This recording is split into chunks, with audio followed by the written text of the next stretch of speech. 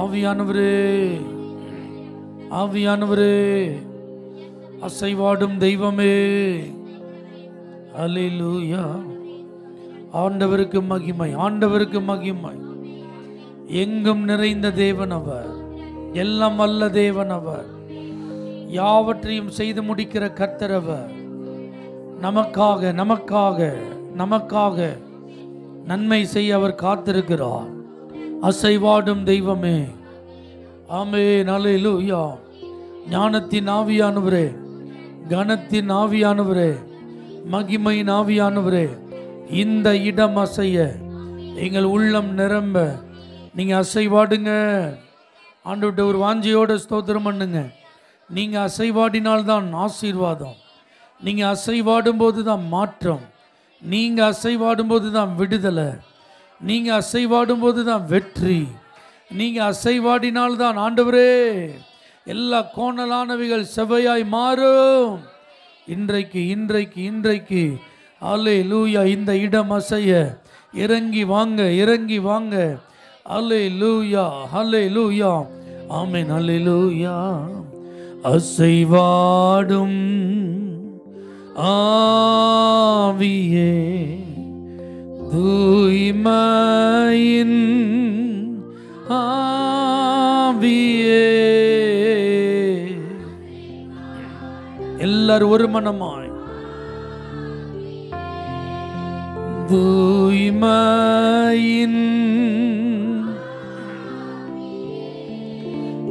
இடமசைய, உள்ளம் நிரம்ப இறங்கி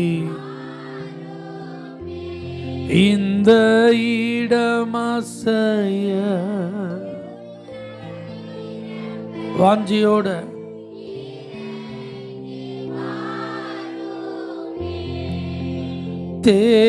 தேற்றிடுமே உள்ளங்களை இயேசுவின் நாமத்தினால்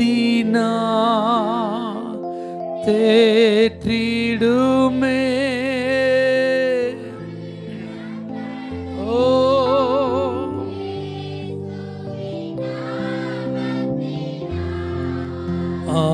ஆற்றிடுமே அபிஷேகம் தைலத்தி, கைகளை உயர்த்தி அசைவாடும் ரபால சந்தரக தூய்மையே ஆவியே, ரபால சகதரபா ரபான சந்தரபா.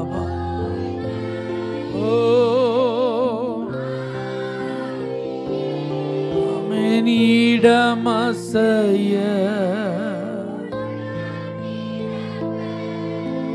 இறங்கி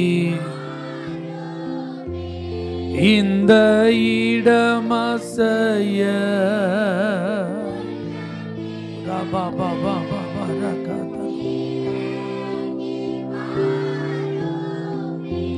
மெய்யாகவே கர்த்தர் இந்த ஸ்தலத்தில் இருக்கிறார். அவரை தொழுது கொள்ளுகிறவர்கள் ஆவியோடும் உண்மையோடும் அவரை தொழுது கொள்ளும் போது அந்த அன்பின் பிரசன்னத்தை, ஆமென், அந்த ஆசீர்வாதத்தின் கரத்தை நம்மால் அனுபவிக்க முடியும். ஆமென். இன்றைக்கும் கர்த்தர் அந்த ஆசீர்வாதத்தை உங்களுக்கு தர அவர் காத்திருக்கிறார். எத்தனை பேருடைய உள்ளம் அவர் மீது உள்ள அன்பினால் நிறைந்திருக்கிறது? ஆமென், ஹல்லேலூயா. அவரிடத்திலிருந்து நன்மை பெற்றவங்க எத்தனை பேர்? ஆமென். அவரால் ஆசீர்வதிக்கப்பட்டேன் என்று சொல்றவங்க எத்தனை பேர்?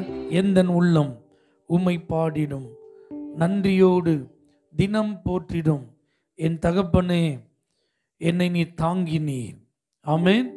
உம்முடைய தயவினால் என்னை தாங்கினீர். இதயம் நிறைந்த ஆராதனை என் இயேசுவே உமக்குத்தான் என்று பாடி கர்த்தரை நாம் துதிக்க இருக்கிறோம். சந்தோஷமா பாடி கர்த்தரை ஆராதிக்கும் போது தான் அந்த விடுதலையை நம்ம ஆவியில், ஆத்மாவில், சரீரத்தில் என்ன செய்ய முடியும்? உணர முடியும். ஆமென். ஏன்னா இது ஒரு விடுதலை நேரம். விடுவிக்கிறவர் நம் நடுவில் இருக்கிறார். நல்ல கைத்தட்டி உற்சாகமாய் பாடி ஆமென். தேவனை நாம் உயர்த்துவோம்.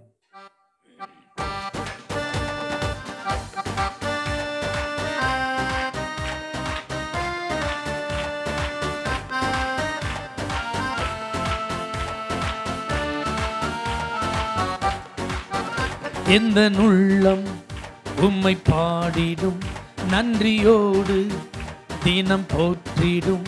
எந்த உள்ளம் உம்மை பாடிடும், நன்றியோடு தினம் போற்றிடும். என் தகப்பனே உம் தயவினால் தாங்கினீர் என் வாழ்வினை.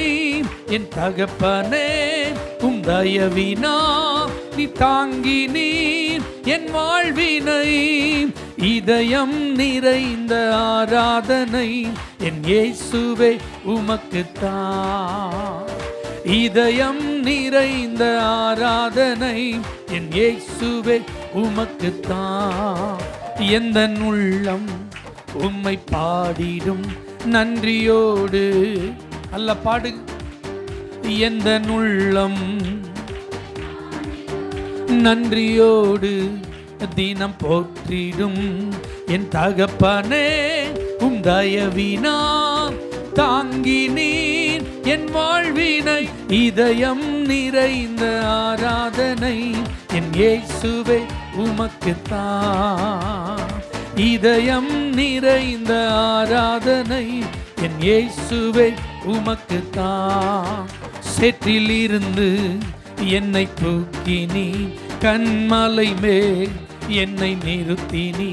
சேற்றிலிருந்து என்னை தூக்கினி, கண்மலை மேல் என்னை நிறுத்தினி.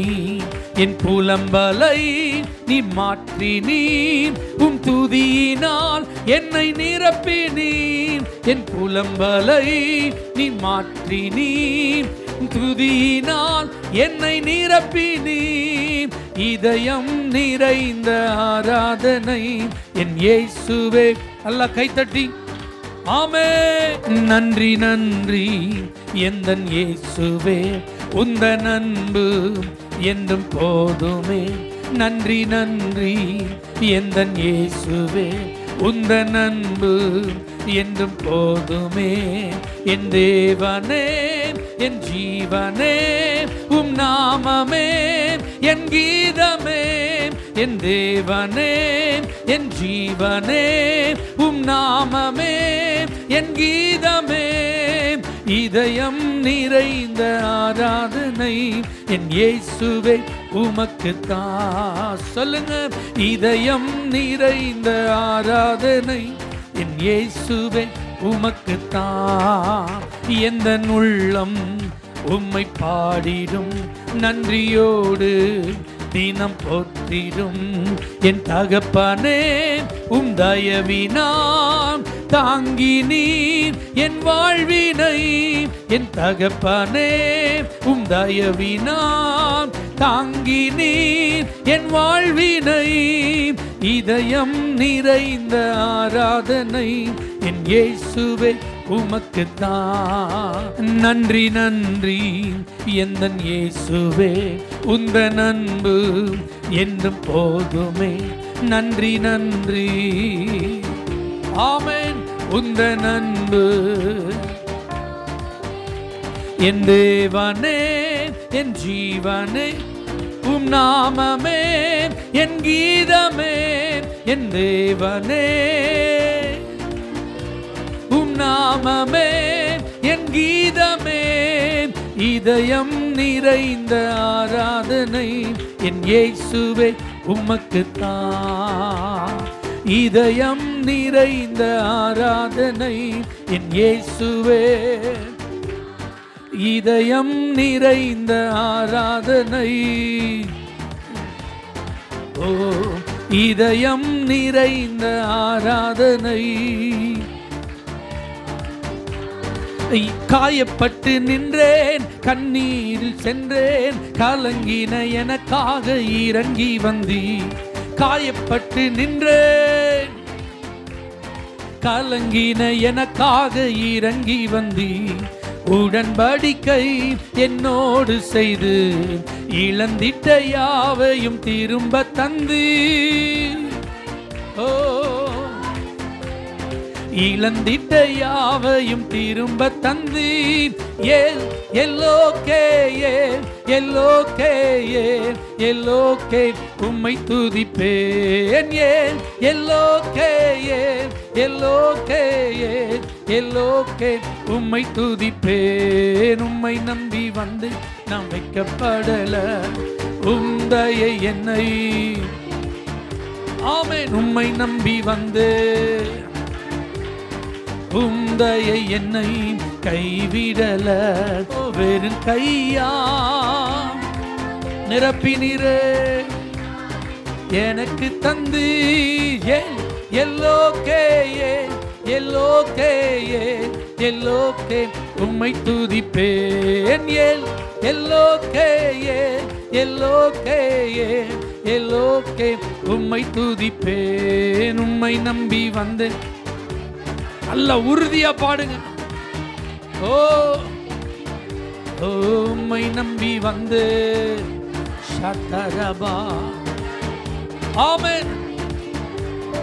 வேண்டினோர் எல்லாம் விடை பெற்ற போதும் வேண்டியதெல்லாம் எனக்கு தந்தி, வேண்டினோர் எல்லாம், ஓ வேண்டியதெல்லாம், பரதேசியாய் நான் தங்கினதை சுதந்திரமாக மாற்றி தந்து, எல்லோகே எல்லோகே எல்லோகே உம்மை துதிப்பேன், எல்லோகே எல்லோகே எல்லோகே உம்மை துதிப்பேன். உம்மை நம்பி வந்து நாம் வைக்கப்படல, உந்தையை என்னை, ஓ உம்மை நம்பி வந்து சொல்லுங்க, கைவிடல பெரும் கையாய் இரு பரிவாரங்கள் எனக்கு தந்து, ஓ இயேசுவே எல்லோகே எல்லோகே எல்லோகே உம்மை துதிப்பேன், எல்லோகே எல்லோகே எல்லோகே உம்மை துதிப்பேன், எல்லோகே எல்லோகே உம்மை துதிப்பேன், எல்லோகே. ஓ ஜீசஸ், மேகஸ்தம்பம் மேலிருந்து பாதுகாக்குது, பாதை காட்ட பகல் எல்லாம் கூட செல்லுது. பாடுங்க, ஆமென். அன்பான தேவன் என்னோடு வருவார், அது போதும் என் வாழ்விலே, ஆமென். நீங்க வந்தா அது எனக்கு போதும் ஆண்டவரே. தேவா நான் எதினால் விசேஷித்தவன், ராஜா நான் அதை தினம் யோசிப்பவன், தேவா நான் எதினால் விசேஷித்தவன், ஆமென். வாழ்க்கையிலே கசப்புகள் காலந்திட்டாலும் பாசமுள்ள ஒரு மரம் கூட வருது. நம்பிக்கையோட பாடுங்க, என் கூட இயேசு என்னும் அன்புள்ள தேவன். மாறாவின் நீரை தேனாக மாற்றும் என் நேசர் என்னோடுண்டு, மாறாவின் நீரை, ஓ தேவா நான் எதினால் விசேஷித்தவன், ராஜா நான் அதை தினம் யோசிப்பவன், தேவா நான் எதினால் விசேஷித்தவன், ஓ எதினா இது எதினா நீர் என்னோடு வருவதினா, நேசரின் ரத்தம் என் மேலே நெருங்காது சாத்தா, பாசமை சிலுவையில் பலியானா பாவத்தை வென்று விட்டா, இயேசு பாசமை சிலுவையில் தேவனே இரத்த கோட்டைக்குள்ளே நான் நுழைந்து விட்டேன், இனி எதுவும் அணுகாது, எந்த தீங்கும். நம்பிக்கையோட இரத்த கோட்டைக்குள்ளே நான் நுழைந்து விட்டேன். ரபலா சந்தரபா ஆமே தீண்டாது இம்மட்டும் உதவின எபினேசரே இனியும் காத்திடுவா. ஓ எபனேஸ்வரே இனியும் காத்திடுவா. உலகிலே இருக்கும் சாத்தானை விட நம் தேவன் பெரியவரே. இந்த உலகிலே இருக்கும் சாத்தானை விட சொல்லுங்க. ஓ இரத்த கோட்டைக்குள்ளே நான் நுழைந்து விட்டேன், இனி எதுவும் அணுகாது. ஆமென். தீண்டாது இரத்த கோட்டைக்குள்ளே நான் நுழைந்து விட்டேன். ஓ ஜீசஸ். பெயர் சொல்லி அழைத்தது உங்க கிருபை, என்னை பெரியவனாக்கியது. பெயர் சொல்லி அழைத்தது உங்க கிருபை, கிருபை, ஓ கிருபை. கிருபையால் நிலை நிற்கிறோ, தேவ கிருபையால் நிலை நிற்கிறோ. பாடுங்க. ஒராபா சந்தரமா ரகதனமா. நீதிமானாய் மாற்றியது உங்க கிருபை, என்னை நித்தியத்தில் சேர்ப்பதும் உங்க கிருபை. நீதிமானாய் மாற்றியது உங்க கிருபை, என்னை நித்தியத்தில் சேர்ப்பதும் உங்க கிருபை, கிருபை. ஓ ஆமென். கிருபை. ஓ ஆமென். கிருபையால் நிலை நிற்கிறோ. ஆமென். கட்டுகளை நீக்கியது உங்க கிருபை, என் காயங்களை கட்டியது உங்க கிருபை. கட்டுகளை நீக்கியது உங்க கிருபை, என் காயங்களை கட்டியது உங்க கிருபை, கிருபை, கிருபை, கிருபை, கிருபை, கிருபை, கிருபை, கிருபை, கிருபை. கிருபையை கொண்டாடுகிறோம், தேவ கிருபையை கொண்டாடுகிறோம். ஆமென். கிருபையை கொண்டாடுகிறோம், தேவ கிருபையை கொண்டாடுகிறோம். நல்லாவில நிறைந்து கரங்களை தட்டி நிர்மூலமாகாமல் காத்தீரே. உரமான சந்தரபல கதனமமமமமமம. ஓ ஜீசஸ். ஹalleluya, ஹalleluya, ஹalleluya. நன்றி, நன்றி தேவனே. இரத்தத்தினால் எங்களை மீட்டவரே, இரத்தத்தினால் எங்களை சுத்திகரித்தவரே, இரத்தத்தினால் எங்களை பாதுகாக்கிறவரே.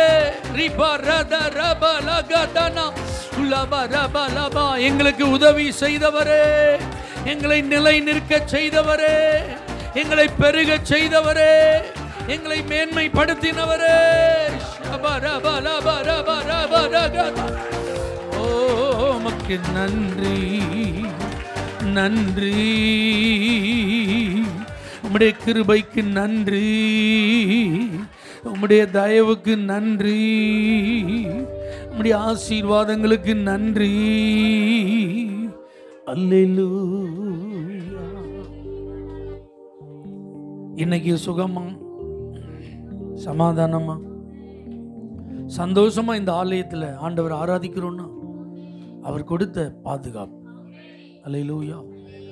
எத்தனையோ ஆபத்துகள், நாசமோசங்கள் நம்மை சுற்றிலும் நம்முடைய கண்கள் காண, ஆனால் எதுவும் நம்மளை தொடலை, நம்மை நெருங்கவில்லை. ஆண்டவர் அதுக்கு அனுமதிக்கல. அல்லேலூயா. நல்ல சந்தோஷமா சொல்லுங்க. அருமையான தேவ ஊழியர் கார்த்திக் கமாலியல் அவர் ஒரு சாட்சி சொன்னார், ரொம்ப ஆச்சரியமா இருந்துச்சு. திருநெல்வேலியில் பெல் குரூப்ஸ் உங்களுக்கு தெரியும், பெல் பென்ஸ் ஹாஸ்பிட்டல், ஸ்கூல்ஸ், ஃபேக்ட்ரி, இதெல்லாம் உங்களுக்கு நீங்கள் கேள்விப்பட்டு சமாதானபுரம் தாண்டி நீங்கள் போனீங்கன்னா அவங்களுடைய நிறுவனங்களெல்லாம் நீங்கள் கேள்விப்பட்டிருப்பீங்க. அந்த ஓனர் தன்னுடைய குடும்பத்தினரோடு அவர் பிரயாணம் பண்ணிட்டு இருந்தாராம் டாடா சஃபாரி காரில். உங்களுக்கு தெரியும் அந்த வெஹிக்கிள் எவ்வளோ பெருசாக இருக்கும், எப்படிலாம் போகணும் உங்களுக்கு தெரியும். எதிர்பாராத ஒரு விபத்து. வண்டி ரோட்டில் டப டப டப டபன்னு என்ன செஞ்சிட்டு இருக்கு, உருண்டு பல்ட்டி அடித்து ஓடிட்டு இருக்கான். அவர் தனியாக, மனைவி தனியாக, பிள்ளைகள் தனியாக, அங்கே தெரிச்சு விழுந்திருக்கிறாங்க. என்ன நடக்குதுன்னு கொஞ்ச நேரம் ஒன்றுமே தெரில. கொஞ்ச நேரம் கழித்து அவர் எந்திரிச்சு பார்த்தா ரத்த வெள்ளத்தில் அவருடைய மனைவி, பிள்ளைகள், அந்த கிளாஸ்லாம் உடம்பு ஃபுல்லாக குத்தி கிடந்திருக்காங்க. இவர் அப்போ தான் எந்திரிச்சிருக்கிறார். என்ன செய்யன்னு தெரியலையே, ஒன்றுமே, மைண்டு ஃபுல்லாக பிளாங்காக இருக்கு. எதிர்பாராமல் நடந்ததுனால திடீர்னு பாருங்க, அந்த இடத்துல ஒரு பஜ்ரோ அப்படின்னு ஒரு வெஹிக்கிள், கேள்விப்பட்டிருக்கீங்களா? பஜ்ரோ பெரிய வெஹிக்கிள், அதில் சஃபாரிலேருந்து பெருசாக இருக்கும், கொஞ்சம் நல்ல லக்ஸூரியஸ் வெஹிக்கிள், அது பஜ்ரோன்னு சொல்லுவாங்க. அந்த ஒரு கார் வந்து நினைச்சா வேகமா, அதுலேருந்து ஒருத்தர் தான் இறங்கினாராம், ஒரே ஒரு நபர் இறங்கி, ஏறுங்க உள்ள ஏறுங்க. டக்குன்னு பாருங்க, அவங்க பிள்ளைகள், மனைவி எல்லாரையும் தூக்கி போட்டு வண்டியில் இவர் யாருன்னே தெரியல. அருப்புக்கோட்டை பக்கத்தில் நடந்த சம்பவம். இவர் வண்டியில் ஏறும்போது அந்த நம்பரை நோட் பண்ணிக்கிட்டாராம். ஏன்னா ஆபத்தான சூழ்நிலை நமக்கு ஹெல்ப் பண்ணுறார். போன உடனே ஆஸ்பத்திரி, மதுரை அப்போலோவுக்கு கார் பறந்துருக்கு. வேகம், அவ்வளோ வேகம், 45 நிமிஷத்தில் ஆஸ்பத்திரி போயிட்டாங்க. ஆமேன். பாருங்க, இவருக்கு ஓரளவு பரவாயில்ல. ஆனால் அவருடைய மனைவி, பிள்ளைகள்லாம் பயங்கரமான காயத்தோடு இருந்ததுனால வேகமாக அந்த அவசர சிகிச்சை பிரிவுக்கு அவங்கள கொண்டு போய் அட்மிட் பண்ணிட்டு, தங்களை கூட்டிகிட்டு வந்த காரு, அவர் ஓட்டிகிட்டு வந்தவரை பார்த்து ஒரு தேங்க்ஸ் சொல்லணும், வேகமாக வெளியே ஓடி வந்தால் கார் இல்லை, கார் போயிட்டு. அப்போ கார் போயிட்டு போல, கண்டிப்பாக இந்த உதவி செய்தவரை மறக்கக்கூடாது. ஏன்னா அவங்க ஒரு பெரிய குரூப், அதனால் அவங்களுக்கு தேங்க்ஸ் சொல்கிறது எப்படின்னாலும் சொல்ல முடியும் அவங்களால. அதனால் அந்த கார் நம்பரை சர்ச் பண்ணாரோம், எந்த பகுதியை சேர்ந்த, இதனுடைய ஓனர் யார், கண்டிப்பாக அவரை நம்ம என்ன செய்யணும், மீட் பண்ணணும்னு சொல்லி சர்ச் பண்ணால் அப்படி ஒரு வெஹிக்கிளே இல்லை, வெஹிக்கிள் நம்பரே கிடையாது. ஆமே, அப்படி ஒரு ரெஜிஸ்ட்ரேஷனே ஆகலைங்க. அப்போ ஆபத்தான அந்த நேரத்தில் ஒரு வாகனத்தோடு வந்தது யாரு? ஆண்டவர் தம்முடைய தூதனை அனுப்பி, ஆமேன், ஹல்லேலூயா, அந்த சரியான நேரத்தில் மிக வேகமாக சென்றடைய வேண்டிய இடத்துக்கு கொண்டு போய் சேர்த்து அவருடைய ஜீவனை பாதுகாத்திருக்கிறோம். நாம் ஆராதிக்கிற தேவன் சாதாரணமானவர் அல்ல, அவர் பெரியவர், சர்வ வல்லவர். உங்களுக்கு உதவணும்னா அவருக்கு அவ்வளோ இஷ்டங்க. உங்களுக்கு சேஃப்டியா இருக்கிறதுக்கு என்னெல்லாம் செய்யணுமோ அதெல்லாம் அவர் செய்கிறார். ஆமென், ஹல்லேலூயா. அப்படிப்பட்ட ஒரு மைட்டி காடை நம்ம ஆராதிச்சுட்டு இருக்கிறோம், வல்லமையான தேவன் ஆராதிச்சுட்டு இருக்கோம். பயப்படணுங்கிற அவசியமே இல்லை.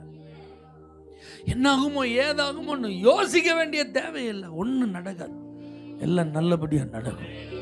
ஆமாம், எல்லாம் நேர்த்தியாக நடக்கும். ஒரு தீங்கும் உங்களை தொட முடியாது. ஆமே, நம்மளாம் இன்னைக்கு நல்ல சுகத்தோடு இருக்கிறோன்னா இதே மாதிரி நிறைய காரியங்களை கடந்து வந்து தான் சுகமாக இருக்கும். ஹல்லேலூயா. ஒன்றுமே வராமல் இப்படிலாம் வரல, நிறைய வந்துச்சு. ஆனால் நம்மளை மாதிரி வந்தவங்களுக்கு இப்படி வாய்ப்பு கிடைக்காம போயிட்டு சுகமாக இருக்கிறதுக்கு வாய்ப்பு இல்லை, ஆரோக்கியமாக இருக்கிறதுக்கு வாய்ப்பு இல்லை, சமாதானமாக இருக்கிறதுக்கு வாய்ப்பு இல்லை. ஆனால் நாம் நிம்மதியாக இருக்கிறோம். பாதிக்கப்பட்டோம், ஆமேன். எப்படி அந்த வண்டி உருண்டுச்சோ அது மாதிரி நம்முடைய வாழ்க்கை உருண்டுது. எப்படி காயங்கள் அவங்களுக்கு ஏற்பட்டது, அதே போல நமக்கும் காயங்கள் ஏற்பட்டது, மனதளவில் காயங்கள் ஏற்பட்டது. ஆனாலும் கிருபையின் தேவன், இரக்கங்களின் தேவன், நம்மை அதிகமாய் நேசிக்கிற தேவன், அவர் நம்மை காத்துக்கொண்டார். அல்லேலூயா. அந்த அற்புதமான அந்த அன்புக்கு நன்றி சொல்லுங்க. உண்மையா அவர் உங்களுக்கு கொடுக்கிற பாதுகாப்புக்கு நன்றி சொல்லுங்க. பைபிள் சொல்லுது, உன்னை தொடுகிறவன் என் கண்மணியை தொட. உங்களை ஒரு ஆள் டச் பண்ணா, உங்களை இல்லை ஆண்டவரை, அதுக்கு பதில் சொல்லி ஆகணுங்க. ஆமீன், அதுக்கு பதில் சொல்லி ஆகணும். ஆண்டவர் தராசு வச்சிருக்கிறார், நிறுத்துருவாரு. நிறுத்து பார்க்கும்போது குறை உள்ளவர்கள் அப்படின்னா யாரா இருந்தாலும் குறை உள்ளவங்க தான். ஆமேன், ஹல்லேலூயா. அதனால் நம்மளால ஆண்டவர் எவ்வளோ நேர்த்தியாக பார்க்குறார் பாருங்க, எவ்வளோ அழகாக பராமரிக்கிறார். அவர் நம்மளை விசாரிக்கிறார். ஆமேன். நம்மை தேடி வந்து நமக்கு நன்மை செய்திருக்கிறார். உள்ளத்தின் ஆழத்திலிருந்து ஆண்டவருக்கு நன்றி சொல்லுங்க. நன்றி சொல்லுங்க ஆண்டவர். நீங்கள் பெற்றுக்கொண்ட நன்மைக்கு நன்றி சொல்லுங்க. உங்களுக்கு ஏசப்பா செஞ்ச நன்மைக்கு நன்றி சொல்லுங்க. நீங்கள் அனுபவிச்ச ஆசீர்வாதங்களுக்கு நன்றி சும்மா பொதுவாக சொல்லாதீங்க, ஆண்டவரே நன்றி நீங்கள் செஞ்ச நன்மைக்கு, அப்படிலாம் சொல்லாதீங்க. என்ன நன்மையை நீங்கள் பெற்றுக்கொண்டீங்க அதுக்கு தேங்க்ஸ் சொல்லுங்கள். உங்களுக்கு ஏசப்பா என்ன செஞ்சாங்க, ஆண்டவரே நான் கீழே விழாமல் நீங்கள் பாதுகாத்து, கால் இடறிச்சு வண்டியிலேருந்து சரிஞ்சேன், இப்படி ஏதாவது இருக்கும். ஆமீன். சமையல் பண்ணும்போது ஏற்பட்ட ஒரு ஆபத்து, எங்கேயாவது ஏதாவது நடந்திருக்கும், ஏதாவது ஒரு பலவீனம் உங்களுக்கு வந்திருக்கும், ஒரு தேவை வந்திருக்கும். அந்த நேரத்தில் கர்த்தர் உங்களுக்கு ஹெல்ப் பண்ணியிருப்பார், உதவி செஞ்சிருப்பார். அதை நினச்சி நீங்கள் தேங்க்ஸ் சொல்லுங்கள். நன்றி அப்பா நீங்கள் செஞ்ச எல்லா நன்மைக்கு. ஆமென், நன்றி. ஆமென். இந்த பலவீன நேரத்தில் எனக்கு பலன் தந்ததற்கு நன்றி. என் பயங்களை என்னை விட்டு நீக்கினதற்கு நன்றி. அல்லேலூயா. தைரியத்தை கொடுத்ததற்கு நன்றி. திட நம்பிக்கையை கொடுத்ததற்கு நன்றி. ஸ்தோத்திரம், ஸ்தோத்திரம். விசுவாசம் ஒளிந்து போகாமல் காத்து கொண்டதற்கு நன்றி. அல்லேலூயா. எந்தன் பலவீன நேரங்களில் உம் கிருபை தந்தீரையா. எந்தன் பலவீன நேரங்களில் உம் கிருபை. இயேசு ராஜா என் எதற்கும் கைகளை உயர்த்தி ஆராதனை, ஆராதனை, ஆராதனை, ஆராதனை, ஆராதனை, ஆராதனை, ஆராதனை,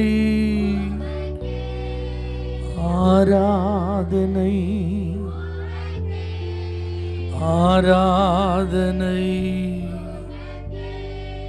ஆமென், ஹல்லேலூயா.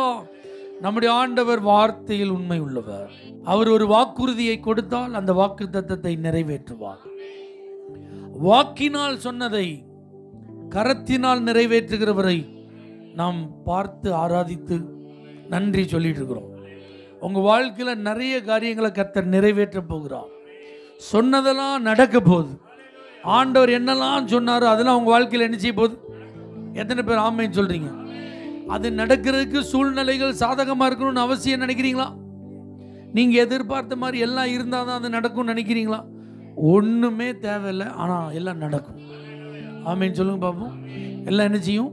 நடக்கும். மரித்தோரை உயிர்ப்பிக்கிறவரும் இல்லாதவைகளை இருக்கிறவைகளுமாய் அழைக்கிற தேவனுக்கு முன்பாக நம்ம எல்லாருக்கும், அவர் விசுவாசிகளுக்கெல்லாம் எப்படி மாறிட்டாரு? ஆமென், அல்லேலூயா. ஆபிரகாமுக்கு மட்டும்தான் அவர் அப்படியா? உங்களுக்கும் உண்டா அப்படி? இல்லாதவைகளை ஆண்டவர் அவனுக்கு சந்ததிகளை குறித்து வாக்குத்தத்தம் பண்ணியிருந்தார். ஆமென். வானத்து நட்சத்திரத்தை போல, கடற்கரை மணலை போல ஒரு சந்ததியை நான் பெருக பண்ணுவேன்னு சொன்னார். எத்தனை பேர் இருந்தாங்க உங்க வீட்டில்? 100 பிள்ளைகள் இருந்தாங்களா? எத்தனை பேர் இருந்தாங்க? ஆயிரக்கணக்காக இருந்தாங்களா? ஒரு பிள்ளை கூட இல்லை. இல்லை ஆனால் அழைத்தார். ஒரு பிள்ளை கூட இல்லை ஆனால் வானத்து நட்சத்திரத்தை போலன்னு ஆண்டவர் கூப்பிடுறார். அல்லேலூயா. அவனுடைய வயது, சாராளுடைய கர்ப்பம், அதெல்லாம் கம்ப்ளீட்டா இந்த வாக்கு தத்தத்துக்கும் அதுக்கும் சம்பந்தமே இல்லைன்னு தான் இருந்தது. ஆனால் இல்லாதவைகளை இருக்கிறவைகளை போல அழைக்கிற ஒரு தேவன். அந்த நம்பிக்கை தான் ஆபிரகாமை இன்னைக்கும் நமக்கு தகப்பனாய் நிலை நிறுத்தி இருக்கிறது. இன்னைக்கு நிறைய பேர் உங்களை ஃபாலோ பண்ண போறாங்க. உங்க விசுவாசத்தை நிறைய பேர் ஃபாலோ பண்ண போறாங்க. உங்களுக்கு இருக்கிற தைரியத்தை, நம்பிக்கையை நிறைய பேர் பின்பற்ற போறாங்க. எப்போ பின்பற்றுவாங்க? நீங்களும் நான் ஆராதிக்கிற ஆண்டவர் இல்லாதவைகளை இருக்கிறவைகளை போல அழைக்கிறவர் அப்படி நம்பினாதான். ஆமீன் சொல்லுங்க பாப்போம். வெளிச்சமே இல்லை, ஆனா வெளிச்சம் உண்டாக கடவுதுன்னு சொன்னாரு. இல்லாத வெளிச்சம் வந்துட்டு. சூரியன் இல்லை, சந்திரன் இல்லை, நட்சத்திர மண்டலங்கள் இல்லை, ஆனா எல்லாம் உண்டாகட்டும் அப்படின்னாரு. எல்லாம் வந்துட்டு. பறவைகள், மிருக ஜீவன்கள், ஊரும் பிராணிகள், கடல் வாழ் உயிரினங்கள் எதுவுமே இல்லை, ஆனா எல்லாம் திரளாய் ஜனிப்பிக்க கடவுதுன்னாரு. வந்துட்டு. அல்லேலூயா. நான் சொல்றது எல்லாருக்கும் உங்களுக்கு புரியும் நினைக்கிறேன். எதுவுமே அவுட் ஆஃப் நத்திங்ல இருந்து தான் God creates everything. ஹல்லேலூயா. ஒண்ணுமே இல்லாதல இருந்து தான் இயேசுப்பா எல்லாத்தையும் என்ன செஞ்சிருக்காங்க, உருவாக்கி இருக்கிறாங்க. அப்படிப்பட்ட ஒரு வல்லமையான ஆண்டவரை ஆராதிக்கும் போது ஒரு மாதிரி சோகமா என்ன செய்யக்கூடாது, ஆராதிக்க கூடாது. நம்பிக்கையே இல்லாம என்ன செய்யக்கூடாது, நன்றி சொல்லக்கூடாது. இது நன்றி சொல்ற நேரம் பாஸ்டர் சொல்லிட்டாங்க, அதனால கையை உயர்த்தி என்ன செய்யணும், சோத்திரம் சோத்திரம் நன்றி, அதெல்லாம் வேண்டாம். உங்க மனசுல நம்பிக்கை இருந்தா நன்றி சொல்லுங்க. நான் சொல்ற நன்றிக்கு பதில் உண்டு, நான் சொல்ற ஸ்தோத்திரத்துக்கு பலன் உண்டு. அப்படி நம்பணும். ஆமேன்னு சொல்லுங்க பார்ப்போம். வெளி தேசத்தில் ஒரு ஊழியருடைய வாழ்வில் நடந்த ஒரு அற்புத சாட்சியை பாஸ்டர் பென்ஸ் அவர் தன்னுடைய பிரசங்கத்தில் ஒரு சாட்சியாக சொன்னார். எப்படின்னா, வெளிநாட்டில் 100 பேர் கொண்ட ஒரு சபை அங்கத்தினர்களுடைய ஒரு போதகர். 100 பேர் தான் அந்த சர்ச்சை விசுவாசிகள். அந்த சபை அந்த சிட்டியினுடைய மைய பகுதியில் இருந்திருக்கு. எங்கே இருந்திருக்கு? அந்த பட்டணத்தின் நடுப்பகுதியில் இருந்திருக்கு. நல்ல மெயின் ஏரியா. ஆண்டவர் சொன்னாராம், நீ இந்த இடத்த மாற்றி நான் உனக்கு காட்டுற அந்த ஒரு குறிப்பிட்ட இடத்துல போய் சபைக்கு இடம் வாங்கி அங்கே சர்ச்சை என்ன செய்யணும், கட்டணும்னாராம். இவர் ஆண்டவர்கிட்ட சொல்லியிருக்கிறாரு, ஆண்டவர் அடுத்த இடத்துக்கு போகிறதுல 2வது மெயினில் கிடைச்சது யாராவது விடுவாங்களா, இதுக்கு கிடைக்கிற வாய்ப்பு இருக்கா, இன்னைக்கு இந்த லேண்ட் வேல்யூ எவ்வளோ தெரியுமா, இதெல்லாம் விட்டால் யாராவது என்ன சொல்ல போகிறாங்க, அதனால அந்த பிளான் வேண்டாம், வேற ஏதாவது இருந்தால் சொல்லுங்க அப்படின்னு வெயிட் பண்ணிட்டு இருந்தார். ஆண்டவர் திரும்ப திரும்ப சொல்லியிருக்கிறாரு, இந்த இடத்த சேல் பண்ணிட்டு நீ இன்னொரு இடத்துல என்ன செய், வாங்க.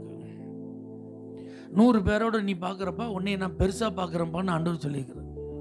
ஆண்டவர் திரும்ப திரும்ப சொன்னதுனால எந்த இடத்த காட்டுறான்னு போய் பார்த்தா ரோடு கூட சரியா இல்லையா.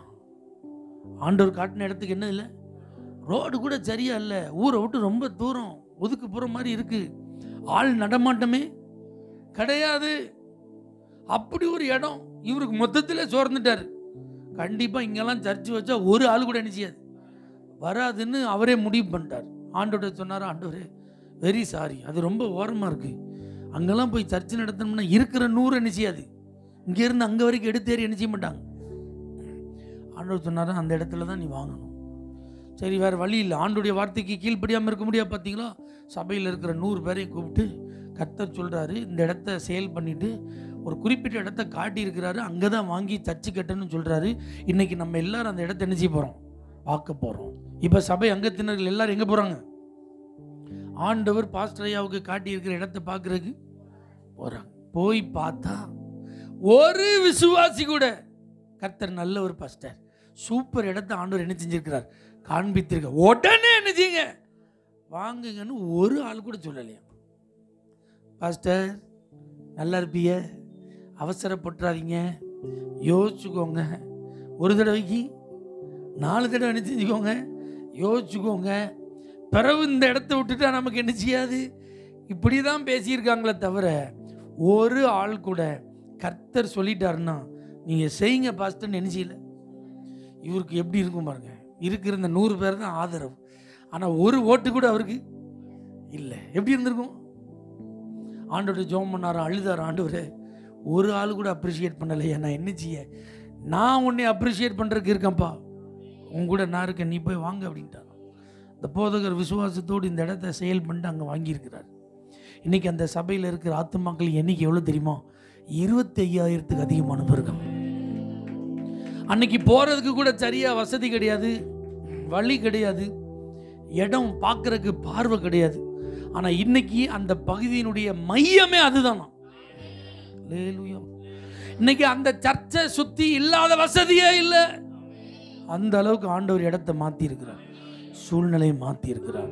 ஆமீன் சொல்லுங்க பாப்போம். அப்போ அங்கே என்ன இல்லை, வாய்ப்பு இல்லை. எல்லாரும் எதிர்பார்க்குற வசதி, ரோடு, யாரும் பாராட்டுற மாதிரி ஒன்றுமே ஆனா ஆண்டவர் இருக்குன்னு சொன்னார், அழைத்தார் அவர். அந்த இடத்துல எல்லாம் இப்ப இருக்கு. இதை மாதிரி தான் உங்க வாழ்க்கையில ஒருத்தர் உங்களை அப்ரிஷியேட்டே பண்ணாம இருக்கலாம். உங்க வாழ்க்கையை பார்க்கும்போது, உங்க திறமையை பார்க்கும்போது, உங்க வேலையை பார்க்கும்போது, உங்க குடும்பத்தை பார்க்கும்போது, உங்க பிள்ளையை பார்க்கும்போது யாருமே வெல்டன்னு சொல்ல முடியாத அளவுக்கு உங்க லைஃப் என்ன செய்யலாம். ஆனா கர்த்தர் உங்களெல்லாம் பார்க்கும்போது எப்படி பார்க்கிறார்? நன்மையா பார்க்கிறார், மேன்மையா பார்க்கிறார். நீ என்னுடையவன் அப்படின்னு பார்க்கிறார். நீ எனக்கு மிகவும் பிரியமானவன் அப்படின்னு பார்க்கிறார். அல்லேலூயா. உன் மேல நான் அன்பா இருக்கிறேன் அப்படிதான் ஆண்டவர் பார்க்கிறார். அதனால கர்த்தர் உங்களை பார்க்கிற விதம் இன்னைக்கு இல்லைங்கிறத வச்சு அல்ல, இருக்கிறவைகளாய் பார்க்கிறார். நீங்க நிச்சயம் ஒரு நாள் எல்லாம் உடையவங்களா இருப்பீங்க. சமாதானம் நிறைவா இருக்கும், சுகம் பரிபூரணமா உண்டா இருக்கும்.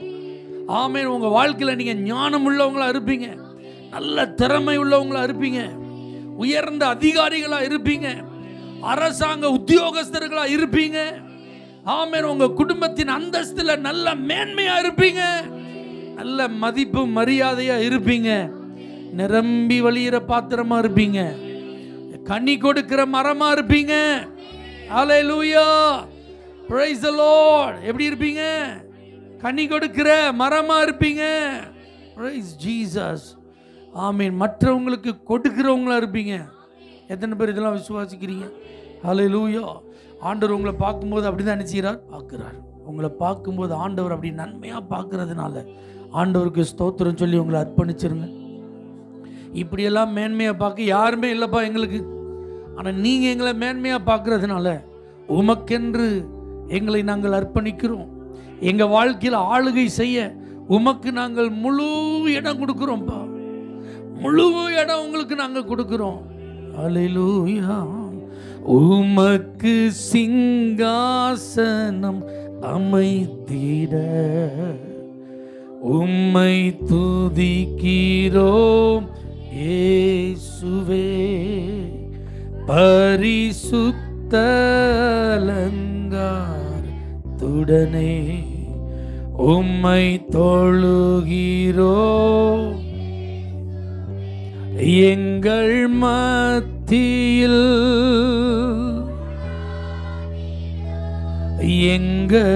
எங்களோடென்றும் அதற்கேற்ற பரிசுத்தத்தை தாரும்.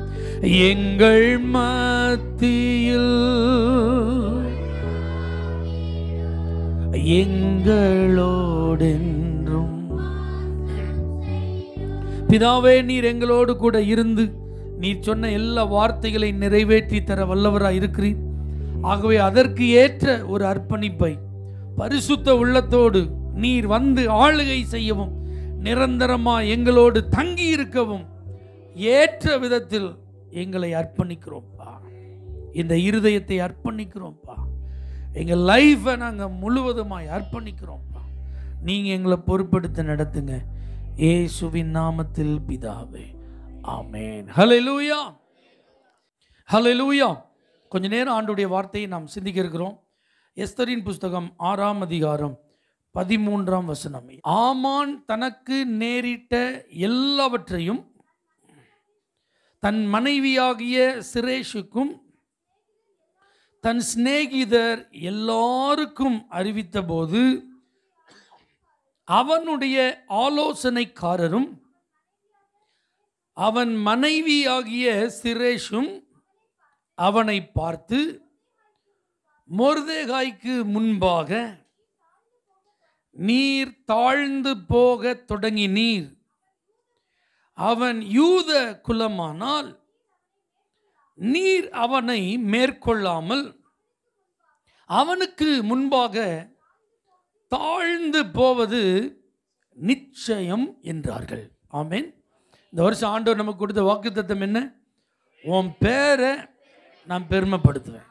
ஆண்டவர் ஒரு மனிதனுடைய பெயரை பெருமைப்படுத்த அவர் யாரா இருக்கிறாரு, எந்த இடத்துல இருக்கிறாரு, அதெல்லாம் பெருசு இல்லை. அவரால் ஒரு மனுஷன் பேரை உயர்த்தணும்னு முடிவு பண்ணிட்டார்னா எப்படினாலும் உயர்த்திடுவார். இந்த இடத்துல 2 பேரை நம்ம பார்க்குறோம். ஒருத்தர் ஆமான், இன்னொருத்தர் மொர்தெகாய். ஆமான் யாரு அப்படின்னு பார்த்தீங்கன்னா 127 நாடுகளை ஆட்சி செய்த ராஜாவுக்கு வலது கை. அவன் தான் முக்கியமான ஆளு, ஆக்டிங் கிங் அப்படி சொல்லுவோம் பார்த்தீங்களா. அவன்தான். ஆனால் இந்த மொர்தெகாய் என்கிற நபர் யாரு? அந்த அரண்மனை, அது ஒரு பிரம்மாண்டமான அரண்மனை. அதில் நிறைய வாசல்கள் உண்டு. அந்த வாசல்களில் ஒரு வாசல் ஓரமாக நின்று காவல் வேலை செய்கிறவன். அவன் ஒரு வாசல் காவலாளி. ஆமென், அல்லேலூயா. இப்போ 2 பேருக்கு இடையில வேற சொத்து தகராறுலாம் ஒன்றும் கிடையாது. ஈகோ. ஆமென். யாரு பெரியவன் அப்படிங்கிறதுல ஒரு பெரிய பிரச்சனை. என்ன பிரச்சனை? ஆமான் அந்த அரண்மனைக்குள்ள வரும்போது ராஜாவே சொல்லியிருக்கிறாரு, அவன் உள்ள வந்தான்னா எல்லாரும் விஷ் பண்ணணும். ஆமென். எல்லாரும் அவரை கனம் பண்ணணும், ஹானர் பண்ணணும். அப்படி உள்ள வரும்போது எல்லாரும் விஷ் பண்ணுவாங்க, ஹானர் பண்ணுவாங்க. ஆனால் இந்த மொர்தெகாய் மட்டும் அப்படியே அட்டென்ஷனில் என்ன செய்வார்? நிற்பார். எந்த ரியாக்ஷன் அவர்கிட்ட என்ன செய்யாது? இருக்காது. இதை பார்க்கும்போது ஆமானுக்கு அப்படியே என்ன செய்யும்? பிபிலாம் என்ன செய்யும்? ஏறும். உடனே ஆமான் இவனை குறித்து விசாரிக்கிறான். யார் அவன்? அப்போ சொல்றாங்க, அவன் மட்டும் கிடையாது, அவன் கூட்டமே அப்படிதான். அல்லேலூயா. என்ன பதில் வந்தது அவனுக்கு? அவன் மட்டும் அப்படி ஸ்ட்ரைட் ஃபார்வர்டு நினைக்காதீங்க, அவன் கூட்டமே அப்படிதான் இருக்கும். அப்படி என்னடா அவன் கூட்டம்? அவங்க யூதர்கள் 127 நாடுகளில் அவங்க என்ன செய்கிறாங்க? பரவி இருக்கிறாங்க அப்படின்னு கேட்ட உடனே இந்த ஆமான் முடிவு பண்ணுறான், அந்த ஒரு மொர்தெகாயை காலி பண்ணுறது அப்படிங்கிற ஒரு பெரிய விஷயமே இல்லை. அதனால் 127 நாடுகளிலும் இருக்கிற எல்லா யூதர்களும் என்ன செஞ்சிடும்? கொன்றுன்னு சொல்லி ஒரு சட்டமே போட்டான். ராஜாட்ட அதுக்கு பெர்மிஷன் வாங்கி அனுப்பியாச்சு. இப்போ அங்க பெரிய கலக்கம், எல்லாருக்கும் பயம். அந்த நேரத்தில் தான் எஸ்தர் ராஜாத்தி ஒரு விருந்துக்கு ஏற்பாடு பண்றாங்க. ராஜாவும் விருந்துக்கு வரணும். ராஜா கூட யார் வரணும்? ஆமான்னு வரணும். இப்ப பாருங்க, இந்த ஆமானுக்கு இந்த இன்விடேஷன் போன உடனே அவன் வீட்டுக்கு போறான். தன்னுடைய மனைவி, தன்னுடைய ஃப்ரெண்ட்ஸ், அவன் கூட இருக்கிற எல்லாரையும் கூப்பிட்டு, ராஜா என்னை எப்படி ஹானர் பண்ணி வச்சிருக்கிறார் தெரியுமா?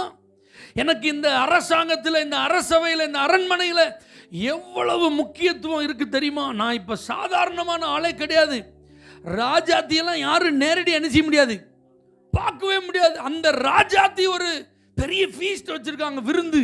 அந்த விருந்துக்கு ராஜா கூட அழைக்கப்பட்ட ஆள் யார் தெரியுமா? நான் ஒருத்தன் தான், என்னை தவிர வேற யாரையுமே நினைச்சில, கூப்பிடல அப்படின்னு ரொம்ப எல்லாத்தையும் விவரமா சொல்லிட்டு, ஆனாலும் நான் அந்த அரண்மனைக்குள்ள என்ட்ரி ஆகும்போது மொர்தெகாய் மட்டும் என்னை பார்த்து என்ன செய்ய மாட்டேங்கான், எந்திரிச்சு வணங்க மாட்டேங்கான்.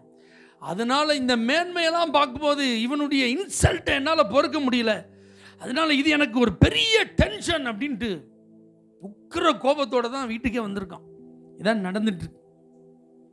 இப்போ உடனே அங்கே ஒரு கவுன்சிலர்ஸ் இருப்பாங்க பார்த்தீங்களா, அந்த டீம் மெம்பர்ஸ், அவங்க சொல்கிறாங்க, என்னையா நீ இவ்வளோ பவர்ஃபுல்லான ஆள், இதுக்கெல்லாம் கவலைப்படலாமா? இதெல்லாம் ஒரு பெரிய விஷயமா? நீ நினைச்சன்னா இந்த மொர்தெகாயை இன்னைக்கே என்ன செஞ்சிடலாம், காலி பண்ணிடலாம். ஒரு பிளான் சொல்கிறேன். 50 முழம் தூக்கு மரத்தை என்ன செய்யுங்க, ரெடி பண்ணுங்க. ராஜாட்ட போய் ஒரு சின்ன வார்த்தையை மட்டும் சொல்லி ஒரு பெர்மிஷனை வாங்குங்க. நாளைக்கு விடிகிறதுக்குள்ளே மொர்தெகாயை தூக்கிறோம் விருந்துக்கு, அதுக்கப்புறம் சந்தோஷமாக போங்க. அல்லேலூயா. இப்போ பாருங்க, அவன் ரொம்ப இன்ஃப்ளூயன்ஸுள்ள ஆள் பார்த்தீங்களா? இந்த தூக்கு மரம் செய்யறதுக்கு அளவெடுக்கணும், குழியை தோண்டணும், ஆளை கூப்பிடணும், ஆசாரியை கூப்பிடணும், அவனை கூப்பிடணும், இவனை கொத்தனாரை கூப்பிடணும், கையால் கூப்பிடுங்கிற அவசியமே. எல்லாம் கை தட்டினா என்ன செஞ்சுருவாங்க, வந்துடுவாங்க. அன்னைக்கு அந்த பேசின அன்னைக்கே 50 முழ தூக்கு மரம் ரெடி. அதை செஞ்சு முடிச்சுட்டு விடிஞ்சு விடியாமல் இருக்கு. ராஜாட்ட போய் பெர்மிஷன் வாங்கணும், அவனை தூக்கி போடணும், அதுக்கப்புறம் குளிச்சு கிளம்பி விருந்துக்கு என்ன செய்யணும், போகணுன்னு தான் அரண்மனைக்கு போகிறாரு. ஆனால் அரண்மனையில் என்ன நடந்தது? அன்றைக்கி ராத்திரி ஃபுல்லாக ராஜாவுக்கு என்ன வரல, தூக்கம் வரல. அவர் எவ்வளோ நேரம் தான் பாட்டு கேட்பார், அவர் எவ்வளோ நேரம் தான் டான்ஸ் பார்ப்பார். ஆமேன். அவருக்கு டயர்ட் ஆகிட்டு அவருக்கு தூக்கம் வரல, படுத்து படுத்து பார்த்தாரு. அதனால் யோசிச்சார், மெய் காப்பாளனை கூப்பிட்டு, எப்போ நம்ம நாட்டு நடப்புலாம் எப்படி நடந்ததுன்னு ரெக்கார்ட் பண்ணி வச்சிருக்கல அந்த நடவடிக்கைகளின் புஸ்தகம், அதை எடுத்துகிட்டு வந்து வாசி, நான் கேட்கண்டேன். இந்த சின்ன பிள்ளைகளுக்கு தூங்குறதுக்கு முன்னாடி கதை சொன்னால் அது பாட்டு தூங்கும் பார்த்தீங்களா, அதை மாதிரி ராஜா நீ அந்த புக்கை எடுத்துகிட்டு வாசி அப்படின்ட்டான். இப்போ அந்த காவலாளி அவருக்கு என்ன செய்கிறார், இப்போ வாசிக்க ராஜா உட்காந்து கேட்டுகிட்டே இருக்கார். தூங்கியும் தூங்காமையும் கேட்டார் என்னன்னு தெரில. அல்லேலூயா. ஒவ்வொரு காரியமாக இத்தனாம் தேதி இது நடந்தது, இப்படி நடந்தது, அப்படி நடந்தது, இது செய்யப்பட்டது, அது செய்யப்பட்டதுன்னு வரும்போது இப்போ ஒரு மேட்ரு அதில் இருக்குது. ராஜாவுடைய உயிருக்கு 2 பேர் சதி பண்ணாங்க. மொர்தெகாய் அதை கண்டுபிடிச்சி சொன்னால் விசாரிக்கப்பட்டது, நடந்தது உண்மைன்னு தெரிஞ்சதுனால அந்த தவறுக்கு காரணமானவர்கள் தண்டிக்கப்பட்டார்கள். அதோடு முடிஞ்சிட்டு ஸ்டாப். இப்போ ராஜா கேட்குறாரு, அவங்களுக்கு ஏதாவது அந்த மொர்தெகாய்க்கு கௌரவம் கொடுக்கப்பட்டுச்சாப்பா? மதிப்பு மரியாதை ஏதாவது கொடுத்தோமா? வெகுமானம் கொடுத்தோமா? ஐயா ஒன்றுமே என்ன செய்யல, கொடுக்கல. அப்படி நினச்சிட்டு இருக்கும்போது, அதை பேசிகிட்டு இருக்கும்போது வாசலில் காலடி சத்தம் கேட்கு. யார் இந்த நேரத்தில்? மெய்காப்பாளன் எட்டி பார்க்குறாரு. உங்கள் வலது கை ஆமான்னு தான் வந்து நிற்கிறார். உடனே உள்ளே வர சொல்லுன்னா. இப்போ உள்ளே வந்த உடனே வேற எதுவுமே 2 பேரும் பேசிக்கிடலை. ராஜா நேரடியாக கேட்டான், ராஜா கனம் பண்ண விரும்புகிற மனுஷனுக்கு என்ன செய்யணுப்பா?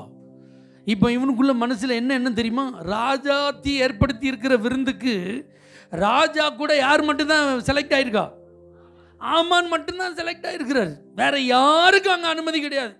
அப்போ கண்டிப்பாக அந்த விருந்தில் கௌரவிக்கப்பட போகிற நபர் யாரு? நான் தான். ஹல்லேலூயா. ராஜா நம்மளை தவிர வேற யாரை கௌரவம் பண்ணிடுவாரு, கனம் பண்ணிடுவாரு அப்படின்னு நினச்சிட்டு தான் ஒரு பெரிய லிஸ்ட் போட்டோம். உருவம் மட்டும்தான் வேற, மீதி எல்லாம் யார் மாதிரி? ராஜா. அதெல்லாம் நமக்கு நல்லா தெரியும், அப்படி தானே? இப்போ நடந்தது என்ன? ராஜா அதை சொல்லி முடிச்சு அவன் மூச்சு வாங்குறதுக்குள்ள சொல்கிறாரு, இதில் ஒன்றும் குறையாமல் அப்படியே நீ யாருக்கு செய்யணும்? எப்படி இருந்திருக்கும் பாருங்க. ஹார்ட் அட்டாக் வந்து தானே அவன்கிட்ட போய் கேட்கணும். ஆமீன். பிபிலாம் ஏறிச்சான்னு என்ன செய்யணும்? கேட்கணும். பிபி ஏறி மயங்கி விழுந்துருந்தானே இவன் போய் செய்ய முடியாது. அதனால் கொஞ்சம் நார்மலாக ஆண்டவர் அவனை வச்சு. இப்போ பாருங்க, ராஜா கனம் பண்ண விரும்புகிற மனுஷனுக்கு இவ்விதமாய் செய்யப்படும். இவன் யாரை காட்டி காட்டி சொல்லணும்? எந்த மொர்தெகாயை பார்த்தோன்னே இவனுக்கு டென்ஷன் ஆச்சோ, கோபம் வந்துச்சோ, உக்கரம் வந்துச்சோ, அவனை பார்த்து காட்டி காட்டி சொல்லும் ஆட்களாம். ராஜா கனம் பண்ண விரும்புகிற மனுஷனுக்கு இந்த மாதிரி செய்யப்படும். ராஜா கனம் பண்ண விரும்புகிற மனுஷனுக்கு இப்படியே ஊர் ஊராக நகரத்தின் முக்கியமான வீதிகளிலெல்லாம் என்ன செய்யணும்? சொல்லிகிட்டே போகணும். இப்போ அந்த ஊர்வலம் முடிஞ்சிட்டு ஆமான் அவனை வீட்டில் அந்த இடத்துல இறக்கி விட்டுட்டு தலையில் முக்காடை போட்டுட்டு மூஞ்ச மூடிட்டு இப்போ எங்கே போகிறான்? வேகமாக வீட்டுக்கு போகிறான்.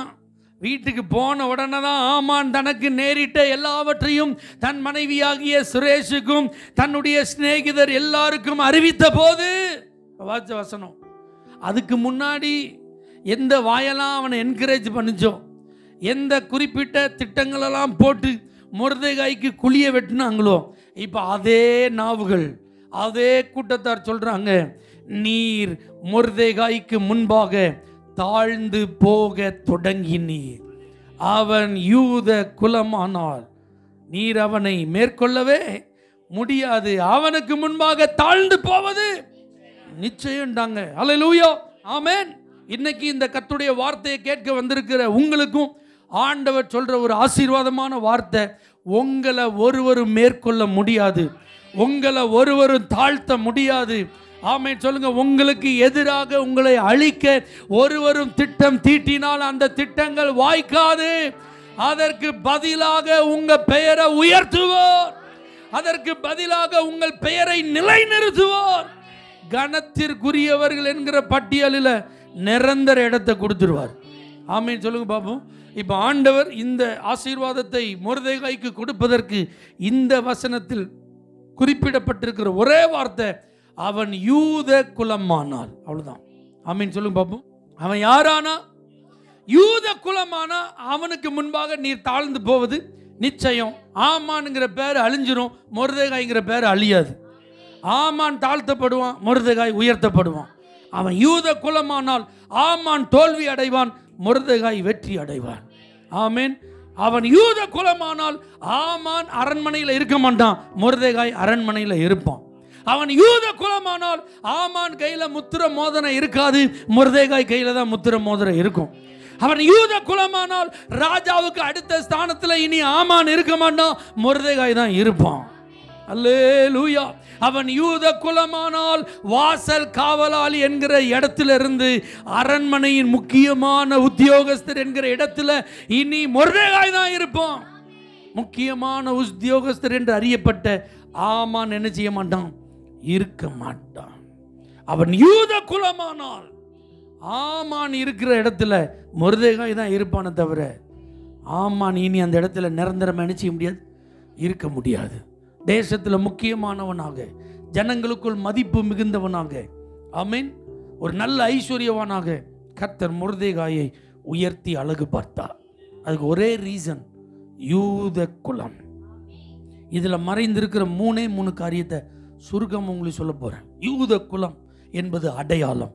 ஆமீன், சொல்லுங்க பார்ப்போம். யூத குலம் என்பது என்னது? அடையாளம். நல்லா தெரிஞ்சுக்கோங்க. ஒரு மனிதனை உயர்த்த இதில் யூத குலம் போட்டிருக்கிறதுனால குடும்ப பின்னணியமோ குலம் கோத்திரமோ அதுதான் ஒரு மனுஷனை நிச்சயமாக உயர்த்தும், கணத்திற்குரியவங்களை மாற்றும் நீங்கள் என்ன செஞ்சிடக்கூடாது, நினச்சிடக்கூடாது. இந்த யூத குலம் அப்படின்னு சொல்கிறது அது தேவனுடைய ஜனம் என்கிற அடையாளம். ஆமீன், சொல்லுங்க பார்ப்போம். பைபிளில் ஆண்டவர் தமக்கென்று வேறு பிரித்த ஒரு ஜனக்கூட்டத்துக்கு பேர் தான் என்னது? யூத குலம். ஆமென். நீங்கள் என்னுடையவர்கள், நான் உங்களுடைய தேவன் என்று எத்தனையோ ஜாதி ஜனங்கள் இருந்த போதிலும் இஸ்ரவேலர்களை பார்த்து கர்த்தர் சொன்ன ஒரு வார்த்தை, அந்த வார்த்தையின் அடையாளம் தான் இந்த அடையாளம். ஆமென். இப்ப 127 நாடுகளிலும் இந்த யூதர்கள் பரவி இருக்கிறாங்கன்னா இவர்கள் ஜாதிகளோடு கலவாதவர்கள் என்கிற அடையாளம் அவர்களுக்குள் இருந்தது. ஆமென், சொல்லுங்க பார்ப்போம். இவர்கள் ஏகோவா என்னும் தெய்வத்தை வணங்குகிறவர்கள் என்கிற ஒரு அடையாளம் இருந்தது. இவர்கள் பல தெய்வத்தை வணங்குகிற வழிபடுகிற ஒரு கூட்டத்தார் அல்ல, அல்லது கண்டவைகளுக்கு முன்பெல்லாம் பணிந்து தொழுகை நடத்துகிறவர்கள் அல்ல. உருவமே இல்லாத ஆவியா இருக்கிற உடன்படிக்கையின் தெய்வத்தை உண்மையாய் ஆராதிக்கிற கூட்டத்தார் என்கிற ஒரு அடையாளம் இந்த யூத குலத்தில் இருக்கு. ஆமானுக்கு முன்பாக மொர்தெகாய் மரியாதை கொடுக்காமலாம் இல்லை. அவனை கனப்படுத்த கூடாது, அவனை அவமானப்படுத்தணும், அவன் ஒரு ஆளா அப்படின்னு சொல்லி இழிவுபடுத்துகிற எண்ணத்தோடு இந்த மொர்தெகாய் செயல்படவில்லை.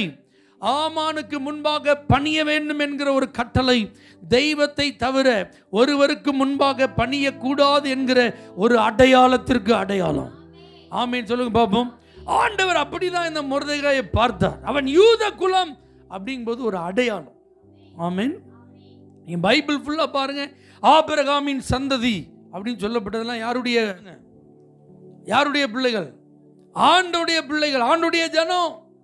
எகிப்தில் எபிரேயர்கள் என்று அறியப்பட்டார்கள். எகிப்தில் எப்படி அறியப்பட்டாங்க?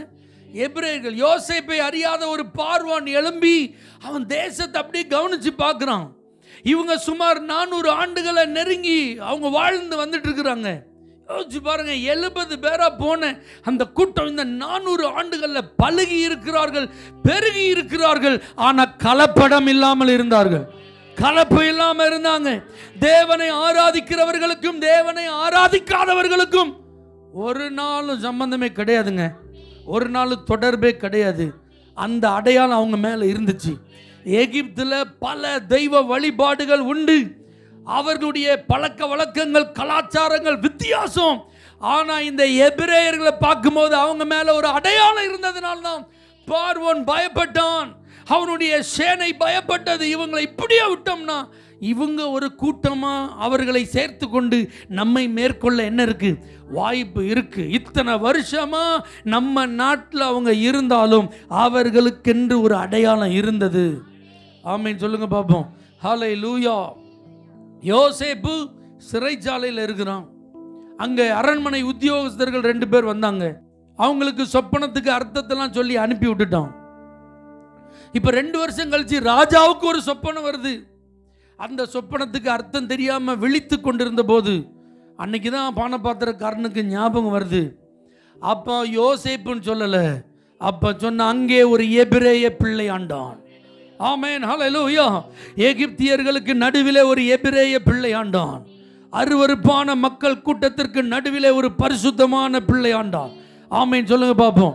உங்க மேலே என் மேலேயும் ஒரு அடையாளம் இருக்குங்கிறத மறந்துடாதீங்க. இந்த உலகத்தில் நமக்கு சில பேர் இருக்கு, உறவுகளின் அடிப்படையில் இருக்கு, சமுதாயத்தின் அடிப்படையில் இருக்கு, சபை பிரிவுகளின் அடிப்படையில் இருக்கு.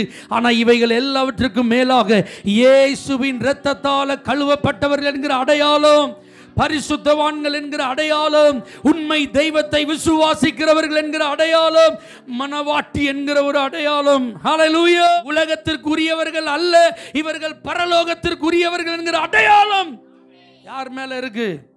நம்ம மேல இருக்கு. அப்படி ஒரு அடையாளம் இருந்தா ஆமென் உங்களை ஒருவரும் மேற்கொள்ள முடியாது. ஆமென். அப்படி மேற்கொள்ள எழும்புகிற சக்திகள் தாழ்ந்து போவது நிச்சயம். எத்தனை பேர் இந்த வார்த்தையை விசுவாசிக்கிறீங்க? உங்க மேல என் மேல அந்த அடையாளம் இருக்கா? இருக்கா? சிலுவைங்கிற ஒரு அடையாளம் எப்படி உலக பிரகாரமான மக்கள் மத்தியில் கிறிஸ்தவர்கள் என்று அறியப்படுத்துகிறதோ அது அல்ல. ஆமென் சொல்லுங்க பார்ப்போம். சீசர்கள் அன்றைக்கு முதல் அந்தியோகியா பட்டணத்தில் போனப்ப அவங்கள பார்த்தவங்க சொன்னாங்க, இவங்க யாரு? கிறிஸ்தவர்கள், கிறிஸ்துவை உடையவர்கள். முதல்ல கிறிஸ்தவங்க அப்படிங்கிற ஒரு அடையாளம் பெயராக அவர்களுக்கு என்ன செய்யப்பட்டது? ஆமென், வழங்கப்பட்டது. ஆமென் சொல்லுங்க பார்ப்போம். அந்த அடையாளம் உங்க மேல இருந்தால் உங்களை யாரும் என்ன செய்ய முடியாது. இப்போ இங்க அதிகாரம் இருக்கு. ஆமென்.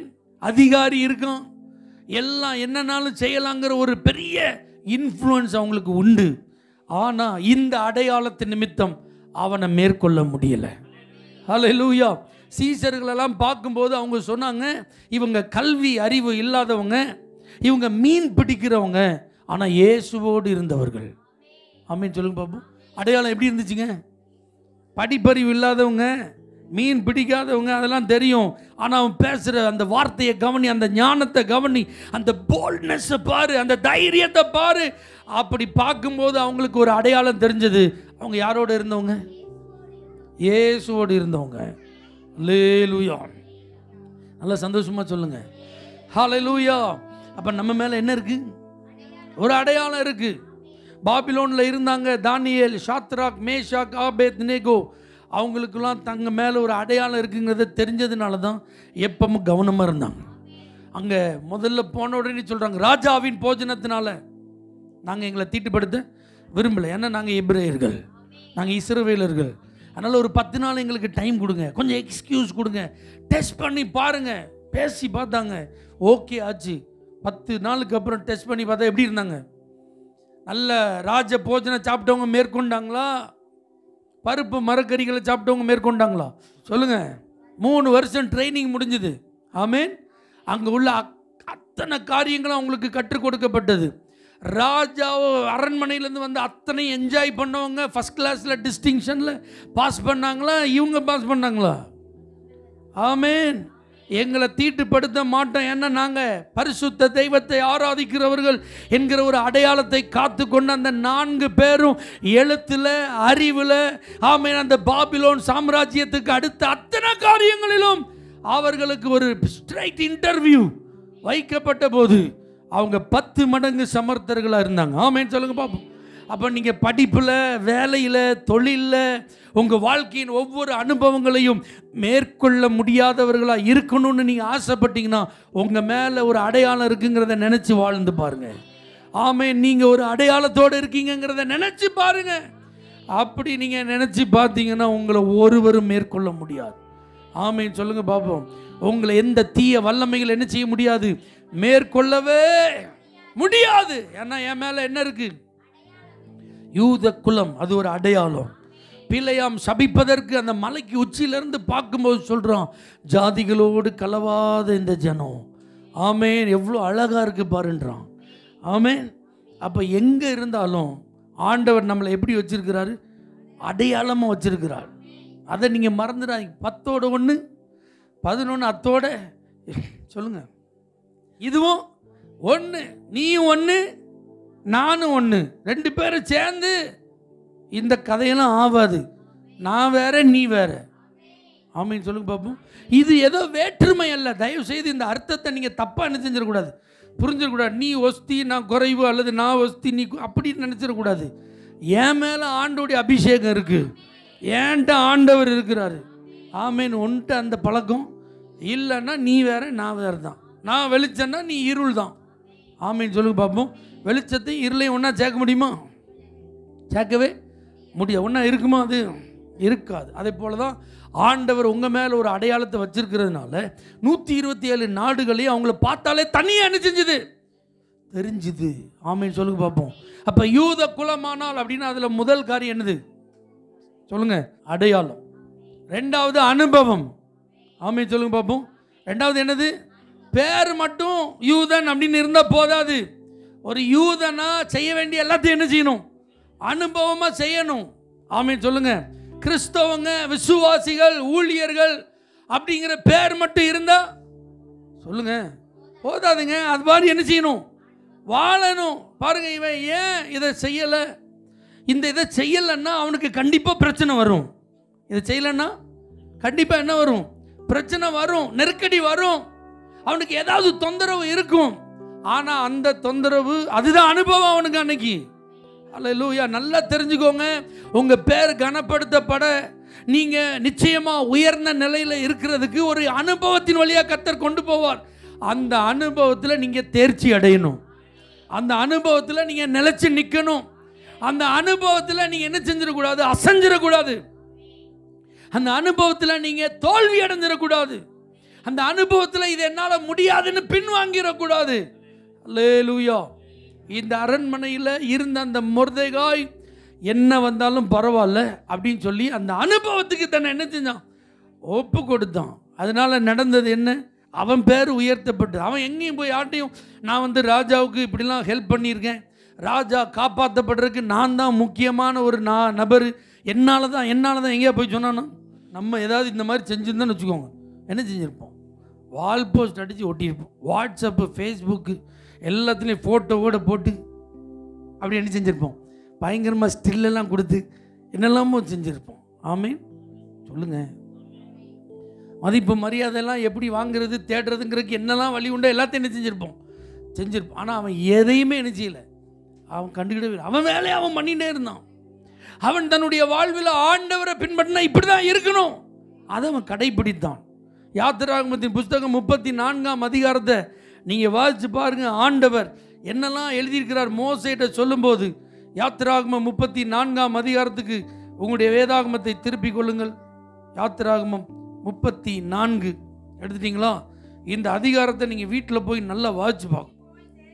நீ போய் சேர்ற தேசத்தின் குடிகளோடு உடன்படிக்கை பண்ணாதபடிக்கு நீ எச்சரிக்கையாயிரு. பண்ணினால் அது உனக்கு எப்படி இருக்கும் சொல்லுங்க? அது உனக்கு எப்படி இருக்கும்? கண்ணியா இருக்கும்னு ஆண்டவர் சொல்லிட்டார். அப்போ அவங்க கூட நம்ம காம்ப்ரமைஸ் என்ன செய்யக்கூடாது, பண்ணக்கூடாது. அதான் அனுபவம். ஆமீன் சொல்லுங்க பார்ப்போம். காம்ப்ரமைஸ் பண்ணால் லாபம், ஆனால் அந்த லாபம் என்ன செய்ய வேண்டாம், பெற்றுக்கொள்ள வேண்டாம். அப்படி ஒரு லாபம் நமக்கு தேவையில்லை. அதுதான் ரொம்ப முக்கியம். அதான் அனுபவம். ஆமீன் சொல்லுங்க பார்ப்போம். இப்போ 30 நாள் அளவும் ராஜாவை தவிர யாரை நோக்கி விண்ணப்பம் என்ன செய்யக்கூடாது, பண்ணக்கூடாது. ஆனால் அந்த பத்திரத்துக்கு கையெழுத்து வைக்கப்பட்ட பிறகும் தானியேல் தன்னுடைய வழக்கத்தின்படி அந்த பலகணியின் வழியாக கதவுகள் திறந்திருக்க எருசலேமை நோக்கி என்ன செஞ்சுட்டு இருந்தானா, ஜெபம் பண்ணிட்டு இருந்தான். அதான் அனுபவம். ஆமீன் சொல்லுங்க பார்ப்போம். என்ன நடக்க போகுது, எப்படி வரப்போகுது சூழ்நிலை, அதெல்லாம் ரெண்டாவது. ஆமீன். ஆனால் இது என்னுடைய வழக்கம், இது என்னுடைய லைஃப் ஸ்டைல், இப்படி தான் என்னுடைய வாழ்க்கை. அப்போ நான் அப்படி தான் என்ன செய்வேன், இருப்பேன். ஆண்டவர் சொல்லிக்க, உலகத்தோடு ஒத்த ஒரு வேஷத்தை என்ன செஞ்சிட வேண்டாம், நல்லா சொல்லுங்க, தரித்து கொள்ள வேண்டாம். ஆண்டவர் உங்களை அசுத்தத்திற்கு அல்ல, எதுக்கு அழைத்திருக்கிறாரோ, பரிசுத்தத்திற்கு அழைத்திருக்கிறார். ஆமென். அப்போ நம்முடைய கிறிஸ்டியன் எக்ஸ்பீரியன்ஸ் அப்படிங்கிற இந்த 2021 ரொம்ப முக்கியம். உங்கள் லைஃபுக்கு அதிக முக்கியத்துவம் கொடுங்க, உங்கள் வாழ்க்கைக்கு அதிக முக்கியத்துவம் கொடுங்க. கர்த்தர் உங்களை நடத்தி செல்லுகிற பாதையில் நீங்கள் கவனம் உள்ளவர்களா இருங்க. அதன் அடிப்படையில் தான் கனம் வரப்போகுது, அதன் அடிப்படையில் தான் உயர்வு வரப்போகுது, அதன் அடிப்படையில் தான் நீங்கள் சத்துருவை மேற்கொள்ள போறீங்க, அதன் அடிப்படையில் தான் கர்த்தர் உங்கள் சத்துருக்களை உங்களுக்கு கீழே தாழ்த்த போகிறோம். எத்தனை பேர் இதை விசுவாசிக்கிறீங்க? ஹல்லேலூயா. அனுபவம் ரொம்ப முக்கியம். கிறிஸ்டியன் எக்ஸ்பீரியன்ஸ் ரொம்ப முக்கியம். பாடுகள், உபத்திரவங்கள், நிந்தனைகள், அவமானங்கள், கஷ்டங்கள், நஷ்டங்கள், இழப்புகள், தோல்விகள் எல்லாம் நிறைந்தது தான் வாழ்க்கை. ஆனால் இந்த வாழ்க்கையில் நான் கிறிஸ்துவை உடையவனாக இருக்கிறேன், கிறிஸ்துவோடு உடன்படிக்கை செய்த ஒரு நபராக இருக்கிறேன் அப்படிங்கிறதுல நீங்கள் ரொம்ப ஜாக்கிரதையாக இருப்பீங்கன்னா உங்களை குறித்தும் சொல்லப்படும். அவன் ஆண்டோடைய பிள்ளைன்னா உன்னால் ஜெயிக்க முடியாது. ஆமேன். கோயிலுக்கு போகிறவனா அப்படிலாம் கிடையாது. அவன் வேதக்காரன் அப்படின்னா இதெல்லாம் நிறைய பேர் தோற்று போயிட்டாங்க. கோயிலுக்கு போகிறவங்களாம் தோற்று போயிட்டாங்க. வேதக்காரங்களாம் என்ன செஞ்சிட்டாங்க, தோற்று போயிட்டாங்க. ஆண்டவரை அப்படி அனுபவிக்கிறவங்க தான் நிலை நிற்பாங்க. ஆமீன் சொல்லுங்க பார்ப்போம். ஆண்டவரை தன்னுடைய வாழ்க்கையில் அனுபவமாக்கி இருக்கிறவங்க தான், அவருடைய வழிகளில் நடப்பதை தங்களுக்கு அனுபவமாக்கினவங்க தான் ஜெயிச்சிருக்காங்க. அல்லேலூயா. நல்லா சொல்லுங்க சந்தோஷமா. மூணாவது அர்ப்பணிப்பு. மூணாவது என்னது? யூத குலம் அப்படின்னால என்னது? அர்ப்பணிப்பு, கமிட்டட். அவங்க ஆண்டவரத்துக்கு தவிர வேற எதுக்கும் தங்களை என்ன செய்ய மாட்டாங்க, ஒப்பு கொடுக்க மாட்டாங்க. ஆண்டவரை தவிர வேற எதற்கும் அவங்க இடம் கொடுக்க மாட்டாங்க. அதான் உடன்படிக்கை, ஒப்பந்தம். முற்றிலும் அவங்க என்ன செஞ்சிருக்கிறாங்க, ஆண்டவருக்கு தங்களை அர்ப்பணித்தவர்கள். அதான் யூதர்கள், யூத குலம், இஸ்ரவேலர்கள், எகிப்திய. ஏன்னா ஆண்டவர் எந்த ஜாதியினிடத்திலும் செய்யப்படாததை நான் உன்கிட்ட செஞ்சிருக்கேன்ப்பா, உன் ஜனத்துக்கு நடுவில் செஞ்சிருக்கிறேன்ப்பா, அப்படிப்பட்ட ஒரு உடன்படிக்கையை நான் செய்கிறேன்னா ஆண்டவர் மோசேட்ட பேசினார். வேற எந்த ஜாதிகளிடத்திலும் செய்யப்படாதது. ஆமென். அப்ப இந்த இஸ்ரவேலர்களோடு கூட ஆண்டவர் என்ன பண்ணியிருக்கிறார்? ஒரு உடன்படிக்கை பண்ணியிருக்கிறார். அந்த உடன்படிக்கைக்கு தங்களை அர்ப்பணிச்சவங்க தான் யூதர்கள். ஆமென், சொல்லுங்க பார்ப்போம். அப்ப யூத குலம் அப்படிங்கிறதுல முதல்ல அடையாளம், ரெண்டாவது யூதர்கள் அப்படிங்கிறது ஒரு அனுபவம், மூணாவது அர்ப்பணிப்பு. ஆமென். வாழ்வானாலும் தாழ்வானாலும், அல்லேலூயா, புகழ்ச்சியோ இகழ்ச்சியோ, வெற்றியோ லாபமோ நஷ்டமோ, சுகமோ வியாதியோ, சந்தோஷமோ துக்கமோ, எது வந்தாலும் என் அர்ப்பணிப்புலேருந்து நான் என்ன செய்ய மாட்டேன், விலக மாட்டேன், பின்வாங்க மாட்டேன். ஐயோ கவர்மெண்ட் வேலை போயிருமே அப்படின்னு மொர்தெகாய் நினைச்சா என்ன இருந்திருக்கும்? ஆமாண்ணா வணங்கினா வேலை தப்பும். இப்போ வணங்கலைன்னா என்ன நடக்கும் சொல்லுங்க? வேலை போகும். வேலை போனால் மட்டும் பரவாயில்ல, உயிரை என்ன செஞ்சிடும், போயிடும். பரவாயில்ல, அர்ப்பணிப்பு. அதான் அர்ப்பணிப்பு. ஆமாம், இவன் சாதாரண ஆளாக இவனை எதிர்த்துட்டு இருக்கான், சாதாரண ஆளாக இவனை பகைச்சிட்டு இருக்கான், சாதாரண ஆளாக இவன் மேலே உக்கிர கோபமாக இருக்கான். ராஜாவுக்கு அடுத்த ஸ்தானத்தில் இருக்கிற ஆள் தான் எரிஞ்சிட்டு இருக்கான். அவனை பார்க்கும்போது ராஜாவுக்கு அடுத்த ஸ்தானத்தில் இருக்கிறவன் எரிஞ்சது மாத்திரமல்ல, முழு யூத குலத்தையும் அழிக்கிறதுக்கு சட்டமே போட்டுட்டான். அவ்வளோ பவர்ஃபுல்லான ஆள் அவன். ஆனால் அப்படிப்பட்ட ஒரு நிலைமை வந்த போதிலும் அர்ப்பணிப்பு. அதனால தான் அவன் சொல்கிறான் எஸ்தர் ராஜாத்தியை பார்த்து, ஆமீன், யாருக்கு தெரியும் இந்த ராஜ மேன்மை, இந்த யூதருக்கு சகாயம் கிடைக்கிறதுக்கு நீ உதவியாக இருக்கிறதுக்கு தான் கிடைச்சிருக்கு.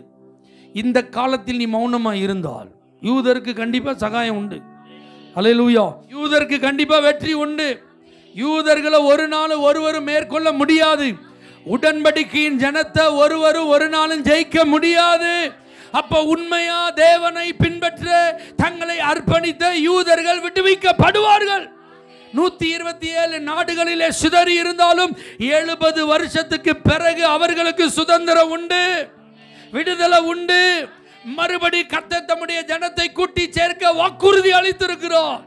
அதனால யூதருக்கு சகாயமும் ரட்சிப்பும் வந்துடும். ஆனா அது ஓம் மூலமா வரணுங்கிறது தான் ஆண்டவர் ஒன்னே உட்கார வச்சிருக்கிறாரு. அல்லேலூயா. அப்படிதான் அவளை பூஸ்டப் பண்ணான். இந்த வார்த்தையை கேட்டதுக்கு அப்புறம் தான் எஸ்தர் ராஜாத்தி மனசுல தீர்மானிச்சு இப்ப ஸ்டேட்மெண்ட் சொல்றாங்க, நான் செத்தாலும் இந்த அர்ப்பணிப்பு தாங்க. நான் ஒரு யூத குலத்தை சேர்ந்த ஒரு பெண்மணி. ஆமீன், நான் செத்தாலும் சாக என் குலத்திற்காக, ஆமீன், இவர்களுடைய மீட்பிற்காக நான் செத்தாலும் சாகுறேன் போனா பார்த்தீங்களா, அவரை ஆண்டவர் சாவு விட்டாரா சொல்லுங்க? அழிய விட்டாரா? யூத குலத்தை அழிய விட்டாரா? மொர்தெகாயை அழிய விட்டாரா? அர்ப்பணிப்பில் மட்டும் உறுதியாக இருந்து பாருங்க, அழிவு உங்களுக்கு இல்லை, சத்ருவுக்கு தான். அல்லேலூயா. தாழ்வு உங்களுக்கு இல்லை, சத்ருவுக்கு தான். எத்தனை பேர் அதை நம்புறீங்க? ஆமீன். சீஷர்களை கூப்பிட்டு பயமுறுத்தினாங்க, அடித்தாங்க, காவல் கூடத்திலெல்லாம் தூக்கி போட்டாங்க. இந்த நாமத்தை நீங்கள் என்ன செய்யக்கூடாது, சொல்லவே கூடாது. என்ன கிறிஸ்து இயேசுன்னு சொல்லிட்டு இருக்கீங்க, சொல்லவே கூடாதுன்னாங்க. அவங்க சொன்னாங்க, ஐயா உங்களுக்கு கீழ்படுகிறத பார்க்கலாம், எங்கள் ஆண்டவருடைய கட்டளைக்கு கீழ்படுகிறதா எங்களுக்கு முக்கியம் அப்படின்னு. ஒன்று கூடுதலாக நாள் அடி விழுந்தது. பைபிள் சொல்லிட்டு அடியை வாங்கிட்டு சந்தோஷமாக வந்தாங்களாம். அல்லேலூயா. ஆமீன். அடி வாங்கிட்டு எப்படி வந்தாங்க? சந்தோஷமாக வந்தாங்க. என்னடா இது, இவங்களை ஒன்றுமே செய்ய முடியல. அவங்கள பார்த்தாலே சொல்ல ஆரம்பிச்சிட்டாங்க, உலகத்தை கலக்குகிறவர்கள் இங்கேயும் வந்து விட்டார்கள். அல்லேலூயா. அர்ப்பணிப்பில் மட்டும் உறுதியாக இருந்து பாருங்க. சிங்க கெபி ஆயத்தமாக இருக்குன்னு தானியலுக்கு நல்லா தெரியும். ஆமீன். இவர் ராஜாவுக்கு ரொம்ப முக்கியமான ஒரு ஆளு. ராஜா வந்து பாருங்க, இந்த வார்த்தையை தானியேல் அப்படியே கேள்விப்பட்டு ரகசியமாக ராஜாவை போய் சந்திச்சு ராஜாட்ட வந்து, ராஜாவே நான் உங்களுக்கு எவ்வளோ ஹெல்ப்பாக இருந்திருக்கிறேன், உங்களுக்கு மறைப்பொருள்களெல்லாம் நான் என்ன செஞ்சுருக்கேன், வெளிப்படுத்தி எனக்கு கொஞ்சம் சப்போர்ட் பண்ணக்கூடாதா அப்படின்லாம் கேட்டிருந்தா கண்டிப்பாக என்ன செஞ்சிருப்பார், சப்போர்ட் சொல்லுங்க பண்ணி இருந்திருப்பார். ஆனால் போனானா அப்படி அவன் அர்ப்பணிப்பில் கரெக்டாக பத்திரத்தில் கையெழுத்து போட்டாச்சு. இப்படி செஞ்சால் இதுதான். பத்திரத்தில் என்ன போட்டாச்சு? கையெழுத்து போட்டு, நோ ப்ராப்ளம். நான் என் அர்ப்பணிப்பில் எப்படி இருப்பேன்? உறுதியாக இருப்பேன். இருந்ததுனால என்ன நடந்துச்சு? சிங்கங்களின் வாய்க்கு கத்திரவனை தப்பு வைத்தார். தானியேல் நிலைச்சிருந்தானா? அவனுக்கு எதிராக திட்டம் போட்டவங்க நிலைச்சிருந்தாங்களா? தானியேல் காரியம் ஜெயமாக இருந்ததா? அவனுடைய சத்துருக்களின் காரியம் ஜெயமாக இருந்துச்சா? தானியேல் பேர் நிலை நின்றதா? அவனை விரோதித்தவங்க பேர் நிலை நின்றதா? சாத்ராக், மேஷாக், ஆபேத்நேகோ கண்களுக்கு முன்பாக அக்கினி சூளை பற்றி எரிந்து கொண்டிருந்தது. 1 மடங்கு சூளை இப்போ 7 மடங்கு சூடாக்கப்பட்டது. ஆமென், ஹல்லேலூயா. ஆனா தைரியமா நின்று அர்ப்பணிப்போட சொல்றாங்க, நாங்கள் இடைவிடாமல் ஆராதிக்கிற எங்களுடைய தேவன் எங்களை தப்புவிக்க அவர் வல்லவராய் இருக்கிறார். ராஜாவாகிய வாங்கைங்க அவர் எங்களை தப்புவிப்பார். ஈவன் அவர் தப்புவிக்காம போனாலும் இந்த ஆராதனன் வந்துட்டா, தொழுகன் வந்துட்டா, அது ஜீவன் உள்ள தேவனுக்கு தான், அது உண்மையுள்ள ஆண்டவருக்கு தான், அது பரிசுத்தம் உள்ள கர்த்தருக்கு தான். இப்படிப்பட்ட ஆராதனையெல்லாம் எங்களால் நினைச்ச முடியாது. 2வது வாய்ப்பு கொடுத்தாலும் வாய்ப்பே இல்லைன்ட்டான். அல்லேலூயா. ராஜா உக்கிர கோபத்தோட உள்ள தூக்கி போட்டான். நடந்தது என்ன? யார் பேர் நிலை நின்றது? ஆமீன். அந்த சாத்ராக், மேஷாக், ஆபேத்நேகோ அதிகாரம் தோத்து போயிட்டு, அவன் ஆணவன் தோத்து போயிட்டு, அவன் கோபம் தோத்து போயிட்டு, தேவ பிள்ளைகளுடைய பெயர் கௌரவிக்கப்பட்டது. ஆமீன், சொல்லுங்க பார்ப்போம். அர்ப்பணிப்பு ரொம்ப முக்கியங்க. ஆமீன். யோசேப்பினுடைய சட்டையை பிடிச்சிட்டா, என்ன செய்யறதுன்னே தெரில, யாருமே கிடையாது. சட்டையை விட்டுட்டு ஓடணும், விட்டுட்டு ஓடினா கண்டிப்பாக பாதிப்பு. விட்டு வைக்க மாட்டாங்க, கொன்னே விடுவாங்க. ஆனாலும் பரவாயில்ல, விட்டுட்டு போயிட்டான். அந்த சட்டை தான் எவிடன்ஸ். அவள் வந்த உடனே அவங்க ஹஸ்பண்டை சொன்னா, பாருங்க நீங்கள் வீட்டில் நல்ல உரிமையாக பழக விட்ட இந்த பையன் எப்படி பண்ணா பாருங்கன்னு. உடனே அவனுக்கு என்ன கிடைச்சி? வரவேற்பு கிடைச்சிதா? மாலை கிடைச்சிதா? மரியாதை கிடைச்சிதா? அவனுக்கு சிறை தண்டனை தான் என்ன செஞ்சது? கிடைத்தது. ஆனால் அந்த அர்ப்பணிப்பில் உண்மையாக இருந்த யோசேப்பு தான் நிலை நின்றான். போத்திபார் கை கட்டிட்டு நின்னான். ஆமீன், சொல்லுங்க பார்ப்போம். ஆமீன். அர்ப்பணிப்போடு வாழ்கிறவங்க எப்பவும் தலை நிமிர்ந்திருப்பீங்க. அல்லேலூயா. பரிசுத்தத்துக்கு ஒரு அர்ப்பணிப்பு இருக்குங்க, விசுவாசத்திற்கு ஒரு அர்ப்பணிப்பு இருக்குங்க, தேவ பிள்ளைங்கிறதுக்கு ஒரு அர்ப்பணிப்பு இருக்குங்க, உண்மையாக வாழ்றதுக்கு ஒரு அர்ப்பணிப்பு இருக்குங்க, உத்தம மார்க்கத்தார்னு சொல்லப்படுறதுக்கு ஒரு அர்ப்பணிப்பு இருக்குங்க, பரலோகத்துக்கு போறதுக்கு ஆயத்தமானவங்களுக்கு இன்னும் ஒரு அர்ப்பணிப்பு இருக்குங்க, மனவாட்டி என்கிற பட்டத்தை பிடிக்கணும்னா ஒரு அர்ப்பணிப்பு இருக்குங்க. அதற்கு தான் கர்த்தர் உங்களை கனப்படுத்த விரும்புகிறார். ஹல்லேலூயா. நீங்க இந்த இடத்துக்கு வந்தா மட்டும்தான் உயர்த்தப்படுவது. இல்லாட்டி நீங்க ஒண்ணுமே செய்ய வேண்டாம், ஆட்டோமேட்டிக்காக உங்க கொடி கீழே இறங்கிடும், உங்க பெயர் அழிஞ்சிரும், கிறுக்கப்பட்டுரும். அதனால நீ யூத குலமானால் மட்டும்தான், யூதன் என்கிற ஒரு அடையாளம் உன் மேல இருந்துச்சுன்னா, யூதன் என்கிற ஒரு அனுபவம் இருந்தால், யூதன் என்பதற்கு ஏற்ற ஒரு அர்ப்பணிப்பு இருந்தால், ஆண்டவர் நம்மை தாழ்ந்து போகல்ல உயர்த்துவார். ஹல்லேலூயா. நமக்கு எதிராக இருப்பவைகள் உயர்ந்திருக்கல்ல தாழ்த்துவார். ஆகவே இந்த அடையாளத்தை, இந்த அனுபவத்தை, இந்த அர்ப்பணிப்பை உடையவர்களாக இருப்போம். நிச்சயமாக நம்முடைய வாழ்நாள் முழுவதிலும் கை உயர்ந்திருக்க, பெயர் பிரஸ்தாபமாக இருக்க கர்த்தர் நமக்கு கிருபை தருவார். எல்லாரும் கண்களை மூடி கர்த்தரை ஸ்தோத்திரம் பண்ணும். எல்லாரும் கர்த்தரை ஸ்தோத்திரம் பண்ணும். Thank you Jesus. Hallelujah, hallelujah, hallelujah. ஆண்டவர்கிட்ட சொல்லுங்க, ஆண்டவர்கிட்ட சொல்லுங்க, தேவனே உமக்கு நன்றி, உமக்கு நன்றி. Thank you Jesus. ஆண்டவருக்கு மகிமை செலுத்துங்க. ஓ, அந்த அர்ப்பணிப்பிலே ஆமீன் உறுதியாயிருக்க கர்த்தர்ட்ட கிருபை கேளுங்க. தேவனே உமக்கு நன்றி, நன்றி, நன்றி. ஹல்லேலூயா.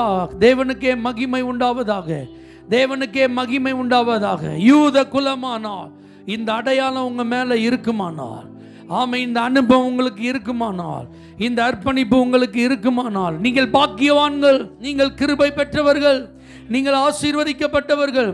உங்களுக்கு எதிரான சத்துருக்களின் கிரியைகளை தாழ்ந்து போக செய்வார், அதிகாரங்களை தாழ்ந்து போக செய்வார், அதிகாரிகளை தாழ்ந்து போக செய்வார், எதிர் வல்லமைகளை கர்த்தர் முறித்து போடுவார்.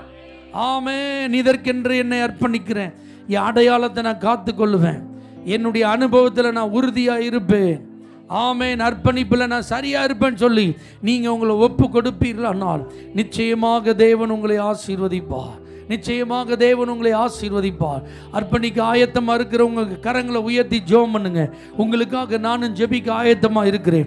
சர்வ வல்லமையுள்ள ஆண்டவரே, சகலத்தையும் புதிதாக்கும் தெய்வமே, இந்த ஆராதனையில் மொர்தெகாயை போல நீர் உயர்த்துவேன் என்று சொல்லி இருக்கிறீர். பெயரை பிரஸ்தாபப்படுத்துவேன் என்று சொல்லி இருக்கிறீர். நிலை நிற்க செய்வேன் என்று வாக்குரைத்திருக்கிறீர். ஆமான் தாழ்ந்து போனது எப்படி நிச்சயமோ அதை போல உம்முடைய பிள்ளைகளுக்கு எதிராக இருக்கிற தீய வல்லமைகள், சத்துருக்களின் கிரியைகள், அதிகார தோரணைகள், ஆண்டவரே அதிகாரிகள் எல்லாம் தாழ்ந்து போவார்களாக, தாழ்ந்து போவார்களாக. உம்முடைய பரிசுத்த நாமம் உயர்த்தப்படுவதாக. ஆண்டவர் இந்த அடையாளத்தையும் அனுபவத்தையும் அர்ப்பணிப்பையும் கனம் பண்ணுவீராக. இயேசுவின் நாமத்தில் பிதாவே, ஆமென். என் ஆத்துமாவே, என் முழு உள்ளமே, என் ஆத்துமாவே அவர் செய்த சகல உபகாரங்களையும் மறவாதே. நம்முடைய கர்த்தராகிய இயேசு கிறிஸ்துவின் கிருபையும் பிதாவாகிய தேவனுடைய அன்பும் பரிசுத்த ஆவியானவரின் ஐக்கியமும் ஆசீர்வாதமும் இன்றும் என்று நம் அனைவரோடு கூட என்றென்றைக்கும் தங்கி இருப்பதாக. ஆமென். ஹல்லேலூயா. For prayer contact Pastor J. J. Kumar, El Shaddai Ministries, 9500252586, Surandai.